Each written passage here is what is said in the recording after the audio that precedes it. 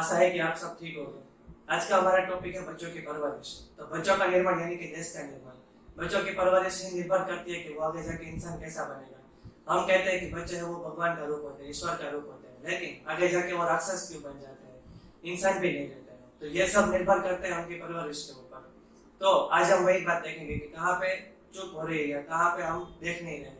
तो बच्चों का निर्माण करना है, अगर बच्चों की परवरिश करनी है तो ये हमें सीखना चाहिए बाज पक्षी से। मैं ऐसा क्यों बोल रहा हूँ, क्योंकि बाइबल में भी कहा गया है कि बाज पक्षी जैसे अपने बच्चों की परवरिश करते हैं वैसे ही हमें भी अपने बच्चों की परवरिश करनी चाहिए। तो बाज पक्षी को किंग ऑफ द स्काई कहा जाता है।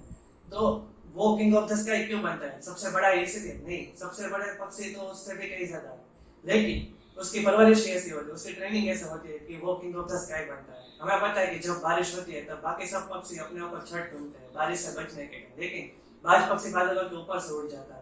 तो ये एटीट्यूड उसमें कहाँ से आता है? उसकी परवरिश की वजह से। तो इसे 3 पॉइंट में आज बताऊंगा कि जो हमें बाज पक्षी से सीखने चाहिए अपनी बच्चों की परवरिश के लिए। तो उसमें से पहला पॉइंट है कि बाज पक्षी की परवरिश में उसके माता और पिता दोनों का सहयोग होता है। तो हम देख रहे हैं कि कई पेरेंट्स अपने बच्चों के पीछे कहीं ज्यादा पैसे तो खर्च करते हैं लेकिन समय नहीं खर्च कर पाते हैं। तो समय खर्च करना भी जरूरी है। हम देखते हैं कि कहीं के पेरेंट्स के सिर्फ माता ही ध्यान दे रही होती है तो पिता काम में लगे हुए होते हैं, वो समय नहीं दे पाते, या फिर कहीं के पिता ध्यान देते हैं तो माता ध्यान नहीं दे पाती है। तो ये चीज नहीं होनी चाहिए, दोनों का सहयोग बहुत जरूरी है, क्योंकि हमें पता है कि माता का सहयोग होना बहुत जरूरी है, क्योंकि उसी से बच्चा इमोशनल इंटेलिजेंस सीखता है। वो क्या है कि दूसरों से कैसे व्यवहार किया जाए वो सीखता है अपनी माता से। लेकिन पिता से वो क्या सीखता है? तो साइकोलॉजिकल डेवलपमेंट होता है उसका, कि समाज में कैसे रहना है या फिर पैसा कैसे कमाना है, ये सब कुछ वो अपने पिता से सीखता है। तो दोनों का सहयोग होना बहुत जरूरी है पेरेंट्स का। तो वो हमें नहीं देखने को मिल रहा है कई जगह। तो ये चीज पहले होनी चाहिए कि माता और पिता दोनों का सहयोग जरूरी है। दूसरी चीज क्या है? तो दूसरी चीज आती है बाज की परवरिश में कि उसकी ट्रेनिंग। तो ट्रेनिंग क्या है कि वो जब उसके पंख आने शुरू हो जाते हैं बाज के, तो उनका पिता उसको इसी इतनी हाइट पे लेके जाते हैं कि जहाँ कोई और चीज पहुंच ना सके, कोई और पक्षी पहुंच ना सके, और फिर उसको छोड़ देते हैं वहां से।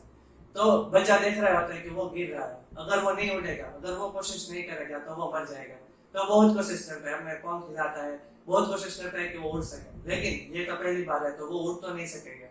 तो वो जैसे ही टकराने वाला होता है जमीन से, तो फिर से उसको उठा लिया जाता है और फिर से ये चीज रिपीट की जाती है तब तक जब तक कि वो उड़ना सीख नहीं जाता। तो ये चीज क्या हुई कि कठोरता। तो प्रेम तो होता ही, जैसे हमें भी अपने बच्चों से, हर पेरेंट्स को अपने बच्चों से प्रेम होता है, लेकिन साथ में कठोरता का होना भी जरूरी है। हम देखते हैं कि कई बच्चे जिद करते हैं तो पहले उनकी जिद पूरी की जाती है जब वो छोटे होते हैं, कि मोबाइल देना, वीडियो गेम्स देना या फिर कोई और चीज ला के देना। लेकिन बाद में वो बच्चे को वो आदत लग जाती है, वो समझ जाता है कि मेरी तो हर जिद पूरी हो रही है। तो वो बाद में समझ नहीं पाता है कि अब मुझे जिद करनी है नहीं करनी है, और पेरेंट्स भी बाद में समझा नहीं पाते हैं उसको कि ये चीज उसके लिए जरूरी है या नहीं है। और वो जो चीज ला के देते हैं उसका मिसयूज भी बहुत होता है। हम देख रहे होते हैं कि मोबाइल का या फिर वीडियो गेम्स का वो सब उनके ऊपर हावी हो जाते हैं। तो ये सब चीज से बचने के लिए हमें कठोर भी होना जरूरी है, क्योंकि बैलेंस में होना जरूरी है प्रेम और कठोरता का। तो ये चीज देखनी चाहिए। तीसरी है कि फ्रीडम यानी कि आजादी। तो जैसे ही बाज का बच्चा उड़ना सीख जाता है और लाइफ के बारे में बाकी सब चीजें सीख जाता है कि उसको करना क्या है, बाद में उसको आजाद किया जाता है, कह देते हैं कि अब तुम आजाद हो, अब तुम्हें अपनी तरीके से जिंदगी जीनी है।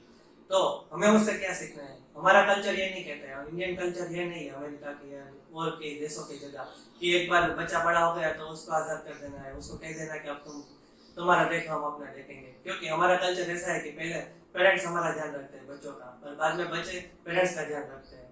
तो आजादी का मतलब ये नहीं है कि उसको आजाद कर देना, छोड़ देना, बल्कि यहाँ पर आजादी का मतलब मैं और कुछ बताना चाहता हूँ। जैसे कि कई पेरेंट्स पहले से डिसाइड कर देते हैं कि उसका बच्चा इंजीनियर बनेगा या डॉक्टर बनेगा, या फिर हम जो कर रहे हैं वो करेगा।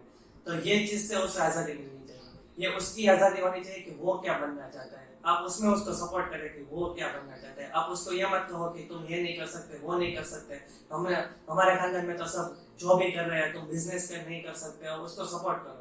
तो ये उसकी आजादी होती है। दूसरा है कि हम जब भी शादी के बारे में बात आती है तो यहाँ भी पेरेंट्स कहते हैं कि जब हम डिसाइड करेंगे भाई तुम्हें शादी करनी है, तुम्हें क्या पता चलेगा? नहीं, ये उसकी आजादी है कि उसको कहाँ पे शादी करनी है, ये उसका जीवन है, उसको नक्की करना चाहिए, उसको डिसाइड करना चाहिए कि उसको कहाँ पे शादी करनी है। तो ये सब आज़ादी होनी चाहिए। तो ये सही मायने में आज़ादी का मतलब है। तो ये सब चीज़ें हैं जो हमें ध्यान देना चाहिए। बाज पक्षी तो है ही कि ये सब चीज़ें कर रहा है, लेकिन एक पक्षी भी हमें सिखा जाता है कि हमें अपने बच्चों की परवरिश कैसे करनी चाहिए, जैसे कि अच्छे देश का निर्माण हो और अच्छे बच्चे का इंसान में निर्माण हो। तो ये सब चीज़ें हमें जरूरी है देखना। तो आगे जाके बच्चा भी बोले कि मैं अपने पेरेंट्स जैसा ही पेरेंट्स बनना चाहूँगा, आगे जाके ऐसी परवरिश होनी चाहिए। कि बच्चों की परवरिश बोलना जितना आसान नहीं है, लेकिन अगर मैंने जैसा बोला कि ये सब चीज़ों पर ध्यान दिया जाए तो एक अच्छे भविष्य का निर्माण हो सकता है, एक अच्छी परवरिश हो सकती है बच्चे की। तो ये हमें देखना चाहिए। तो अगर आपको ये वीडियो पसंद आया तो लाइक करें, शेयर करें और सब्सक्राइब करें, और ऐसे ही वीडियो देखने के लिए बने रहें। धन्यवाद।